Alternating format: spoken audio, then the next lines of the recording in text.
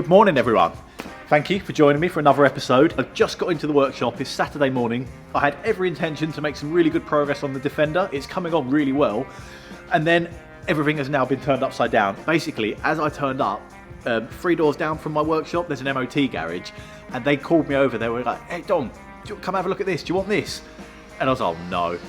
Probably they're now cutting it off. They were getting rid of a 2-post lift, which is like what you'd have in the MOT garage. You put the car on and it goes and lifts up. And I've wanted one of those things for so long. I've spent my entire life laying underneath jacked up cars on the gravel and on the dirt and the concrete.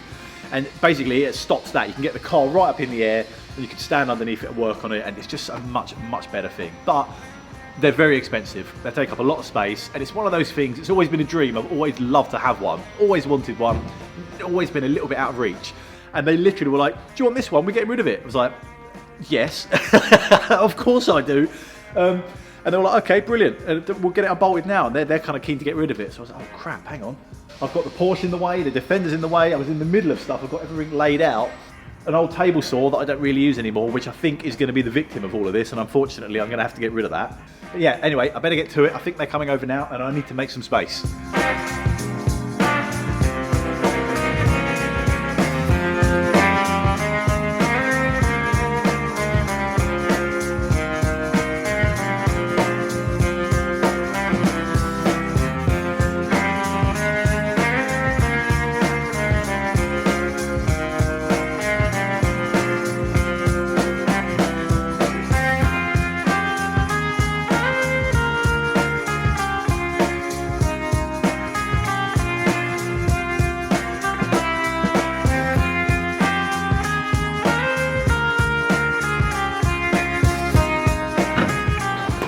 Lift it.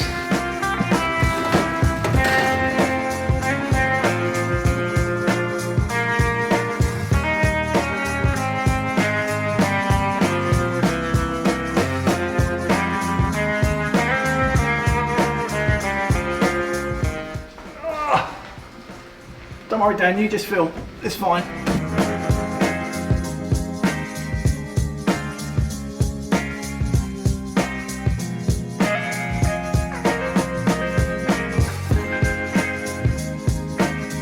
It's almost like I'm starting my own little car show out here. Or a boot sale, maybe, it's probably more accurate. No, actually, nothing's for sale. It's all mine.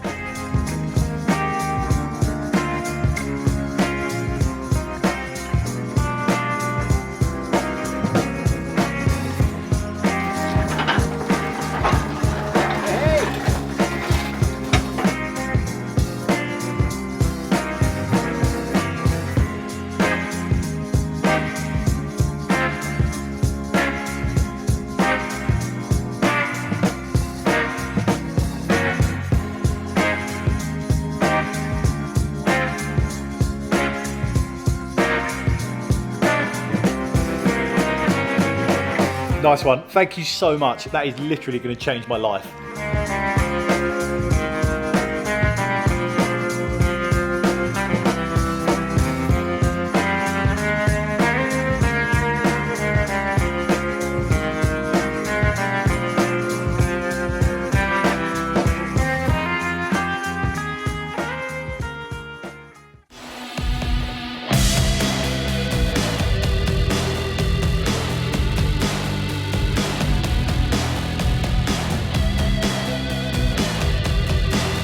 Hi, I'm Dom, and welcome to my workshop.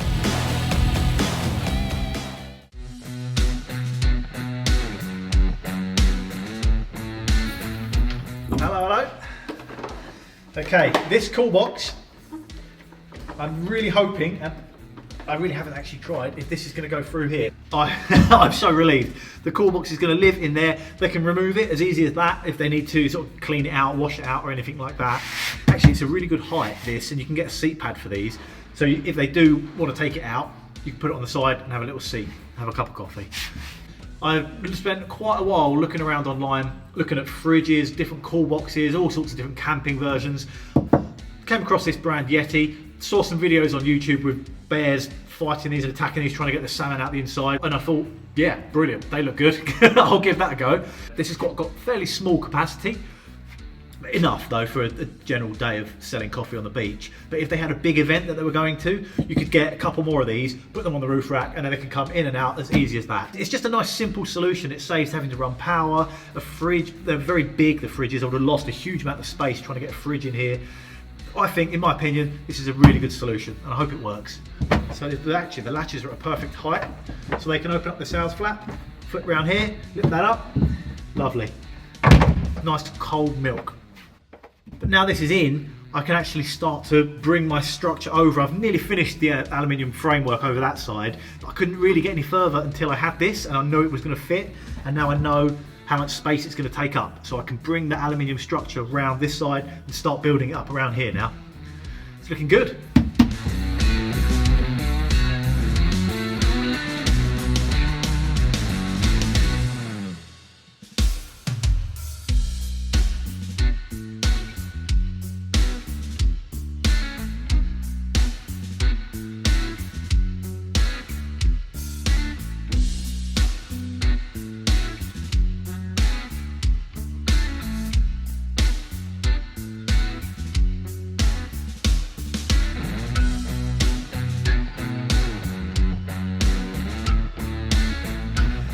Well, things are looking good.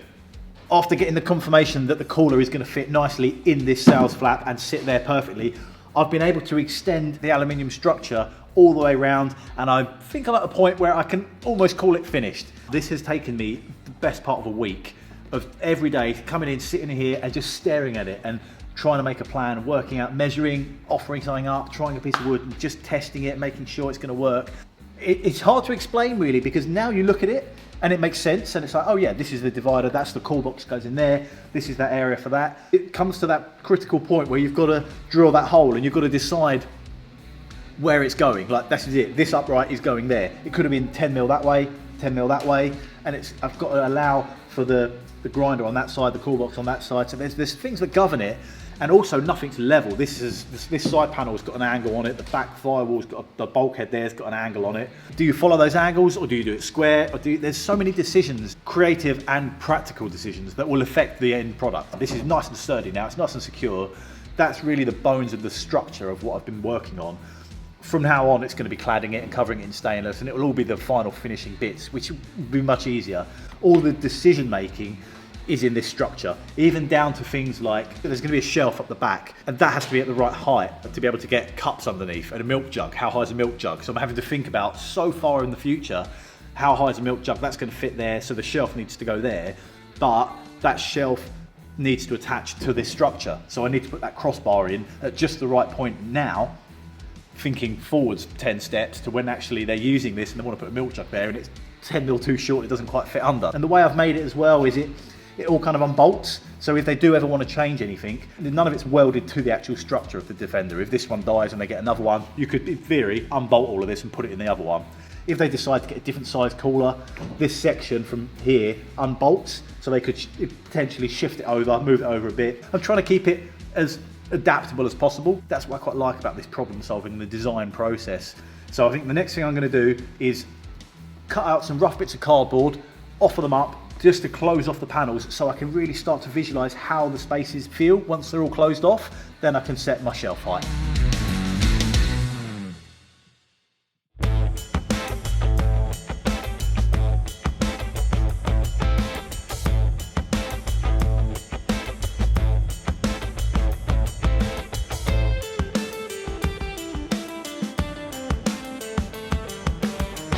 Luckily, the unit next door, they buy in and ship out loads of gym equipment, so I've been keeping and stashing away all their old boxes when they build these things. I'm just going to roughly cut these, offer them up, and it's going to give me a bit more of a clue as to if I need to modify any of the aluminium structure, and when I come to cladding it all in the stainless steel, I'll at least have much more of an idea where to start.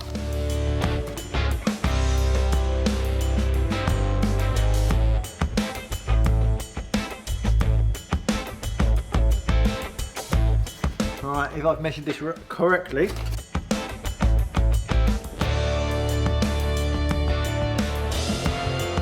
oh yes, already this space has been completely transformed. There's going to be a shelf there somewhere, maybe. Sausage rolls there, drinks down there. Whatever they want to put on these two shelves, they can sit down there and up on that shelf.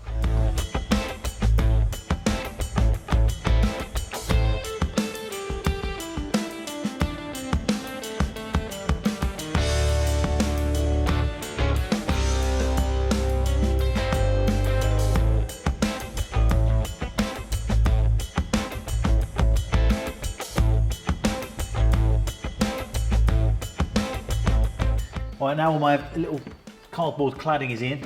Let's see if this guy goes in. Yes.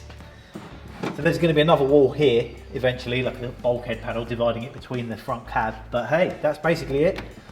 2 latches, tops up. Get all the nice cold milk out of there. Slam that down, and you're off.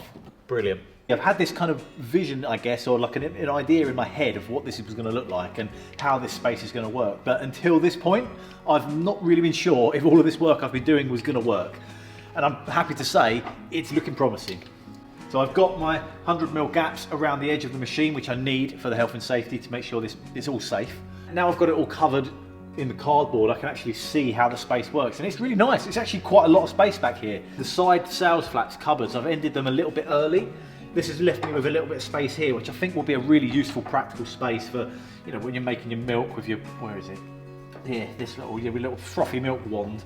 You can just put your jug down. There's like a nice little surface that's right there, which is quite handy. This side, I've made the cubby hole even shorter, just big enough to get the cooler in.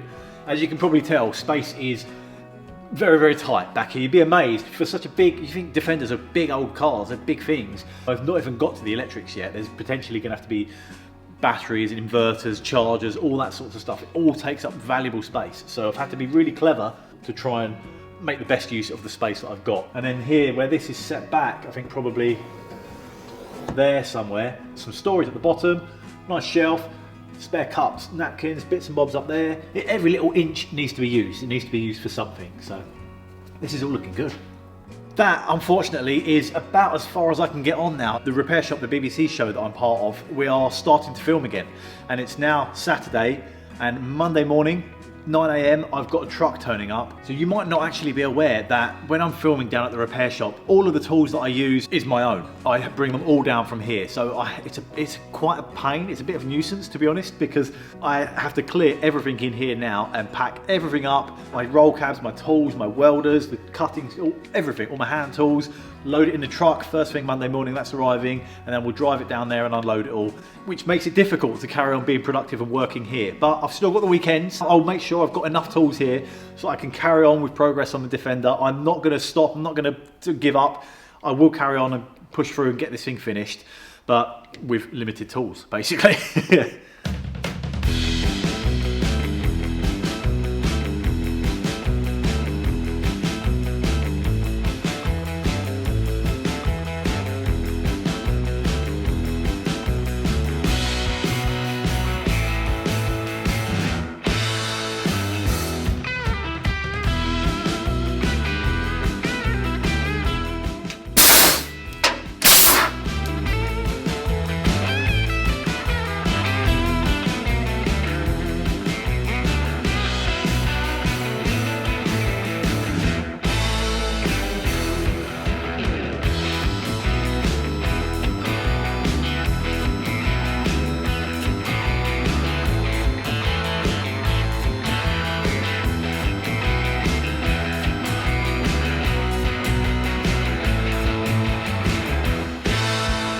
This is so stressful. It's almost like packing for when you're going on holiday. It's like, what do I need to bring? What am I going to need? What's the weather going to be like? Do I bring that or that?